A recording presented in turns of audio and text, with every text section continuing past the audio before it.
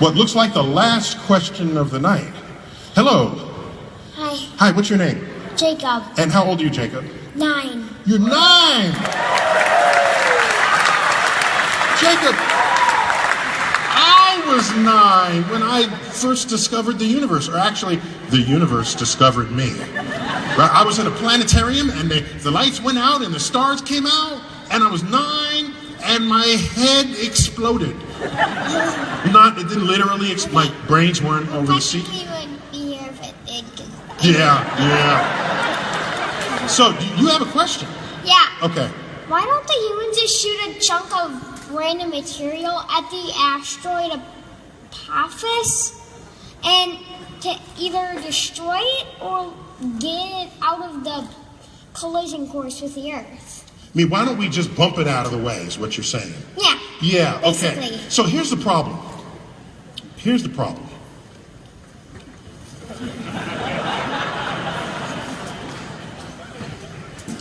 Here in America, he's a kid. He doesn't need to sit down. He's a kid. I'm a grown-up. I need to sit down. Here in America, we have a lot of bombs and stuff like that, and we're really good at blowing stuff up. And we're not as good at knowing where the pieces go afterwards.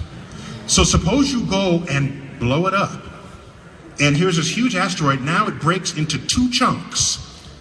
So now that map is not just a chunk burying the west coast of the United States. Now another chunk goes and hits the Atlantic Ocean and buries the east coast of the United States. Now you have to evacuate 2 coasts. So, yes, you want to completely destroy it. That's just harder to know how to do it effectively. So you nudge it. That comes to the second part of my question, which is, okay. Why don't they just shoot like a chunk of rock at? Just go, okay, this is the clipboard is the asteroid, and this is the chunk of rock. And then you have a clipboard? No, folder. No, it's cool. You carry around a clipboard. I'm just saying. Okay, this is the chunk. It just goes here, and it just floats off into space and hits like the sun. Okay. So here's another problem. We don't really know for sure how strong the asteroid is in its material. So for what's an example? Let's say there's a big pile of dough on the table. Let's just not money dough. I'm talking about cookie dough. Yeah, like cookie dough. Cookie dough, or better yet, pancake.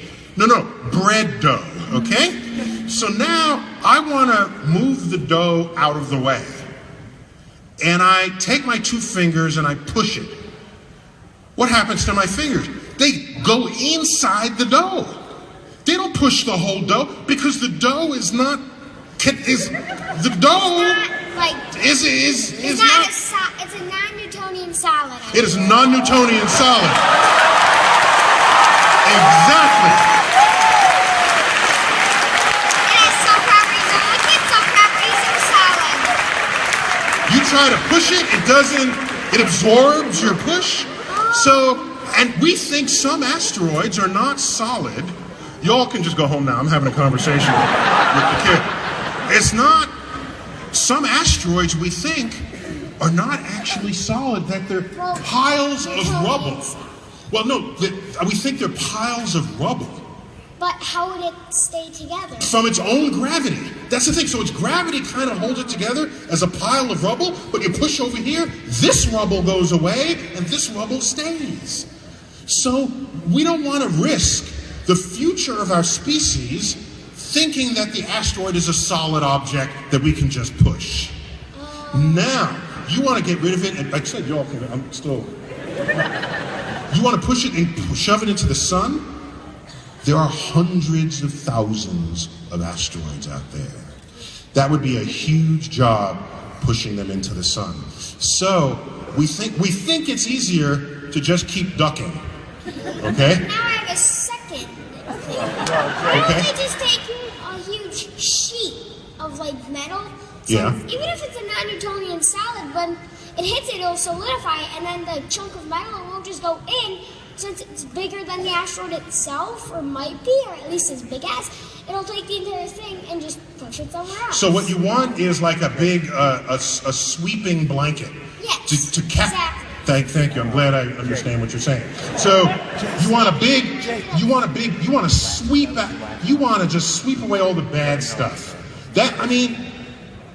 Maybe one day that's what we'll do. I foresee a future, and you're the right age that you could lead this. Do you want to be the first trillionaire? Figure out a way to mine asteroids. They have ingredients that are rare on Earth but common on asteroids. Platinum, gold, iridium, all these elements that we need in our manufacturing world. You figure out how to mine them, then you know how to go in them, come out of them, move them, deflect them. Then the government, tell me your name again? Jacob. So then the government said, hey, Jacob, that asteroid you're working on is headed towards Earth. Could you deflect it 7 inches to the right?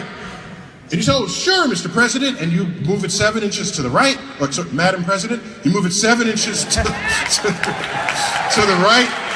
And so once you know how to go to asteroids, manipulate them, mine them, move material back and forth, then the solar system becomes your sandbox. You can move things around, and there is no longer any fear of impact. And you will not be one of these idiots who were interviewed when the asteroid was coming, saying, I'll go get drunk on the beach, because you will figure out how to save the world. Thank you, Jacob. And thank you all. Thank you all. Get home safe.